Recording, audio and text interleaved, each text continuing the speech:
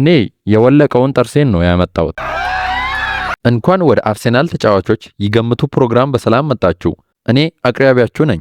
ዛሬ በፍሬም ዴክላን ራይስ እና ቡካዮ ሳካ አብሮን ይገኛሉ። ወዳጆቼ ከፊታቸው 5 ተወዳዳሪዎች ተቀምጠዋል። ነገር ግን 4ቱ ሙሉ በሙሉ አታላዮች ናቸው። በእውነቱ ለአርሴናል ዋናው ቡድን የተጫወተው ማን እንደሆነ ሳካና ራይስ ይለዩንላል ማለት ነው።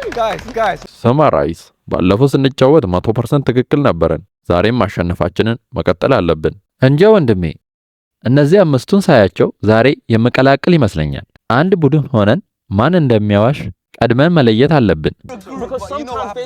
መልካም፣ እሺ፣ ከመሰረታዊ ነገሮች እንጀምር። ተወዳዳሪዎች እባካችሁ አንድ በአንድ ቁጥራችሁንና የምትጫወቱበትን ቦታ እና የተጫወታችሁበትን ዓመት ንገሩን። እሺ፣ ቁጥር 1። እኔ ቁጥር 1 ነኝ። ማዕከላዊ ተከላካይ ወይም ሴንተር ባክ ላይ ነው የምጫወተው። ለአርሴናል የመጀመሪያ ጨዋታዬን ያደረኩት በ2020 መሰለኝ። ይቅርታ፣ በ2012 ነው። በ2020 ደግሞ በ2012። ለመሆኑ የመጀመሪያ ጨዋታን ያደረክበትን ዓመት ትረሳለህ እንዴ? እሺ፣ እኔ ደግሞ ቁጥር 2 ነኝ። የግራ አማካኝ የመጀመሪያ ጨዋታዬን በ2011 ነበር ያደረኩት። አካዳሚውን የተቀላቀልኩበት በ12 ዓመቴ ነበር። እኔ ቁጥር 3 ነኝ። የቀኝ ተከላካይ በ2005 ነበር የጀመርኩት። እሺ፣ ቁጥር 4 ቀጥል። እኔ ቁጥር 4 ነኝ። እኔ አጥቂ ነበርኩ። የመጀመሪያ ጨዋታዬ ደግሞ በ2004 አካባቢ ኖ በ2008 ነው ያደረኩት። እንዴ ምንድነው ዛሬ ከአመታቱ ጋር ምንድነው የተፈጠረው? ሁላችሁም በቁጥራችሁ እየተሰናከላችሁ ነው እንዴ? እሺ፣ ቁጥር 5።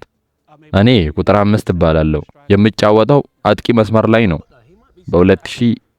በ1997 ነው የጀመርኩት። እንዴ ወንድሜ፣ 1997 እኮ በጣም ቆይቷል። ቆይ ራይስ፣ አስብበት። ቁጥር 5 በጣም ረጋ ብሏል። እንድንጠራጠረው ለማድረግ ብለህ የአእምሮ ጨዋታ እየተጫወተ ሊሆን ይችላል። ካመናችሁም እመኑኝ፣ ካላመናችሁም ደግሞ ጉዳይ አይደለም ነገር ነው አቋሙ። አዎ፣ ግን እሺ፣ አሁን ወደ ዝርዝር መረጃዎች እንግባ። የመጀመሪያ ጨዋታችሁን ከማን ጋር እና በምን ውድድር ላይ እንዳደረጋችሁ ንገሩን። ይህንን ወዲያውኑ ማወቅ አለባችሁ። ቁጥር 1 ከካርሊንግ ካፕ ከሹርስበሪ ጋር ነው በ2012 ያደረግነው። እሺ፣ ቀጣይ በጃንዋሪ 2011 ከሊድስ ጋር በኤፍኤ ካፕ የድጋሚ ጨዋታ የጀርባ ቁጥሬ 39 ነበር። እንዴ ቆይ በ2011 እኮ ከበርኒንግሃም ጋር በሊግ ካፕ ነበር የተጫወት ነው።